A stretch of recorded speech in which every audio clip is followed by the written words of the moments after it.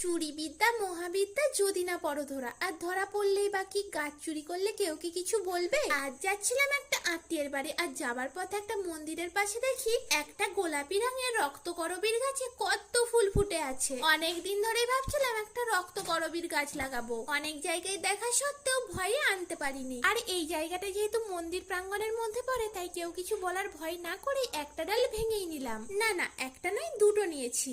আমাকে এক বোন কমেন্ট করেছে, দিদি গাছ চুরির ভিডিও দাও। আচ্ছা, তোমরা কি আমার গাছ চুরির ভিডিও দেখতে ভালোবাসো? আমাকে কমেন্টে অবশ্যই জানিও, তাহলে আমি আমার বাগানে অনেক গাছের কালেকশন বাড়াবো, আর সবগুলোই হবে রাস্তার ধার থেকে চুরি করে। তো অনেক টানা হিজড়ার পর আমি দুটো ডাল খুব কষ্টে ভেঙেছি, যেহেতু কাটার মতো কোনো জিনিস ছিল না, আর আশপাশের কাউকে চাওয়ার মতো সাহসী হয়। এই করবী গাছের কাটিং গুলো আমি কিভাবে লাগালাম সেটা তোমাদের সাথে আমি নেক্সট ভিডিওতে শেয়ার করব, আর তাতে যদি আমি সাকসেস পাই নেক্সট টার্গেট হবে সাদা করবীর ডাল। আর তার আগে যারা নতুন আছো অবশ্যই চ্যানেলটিকে সাবস্ক্রাইব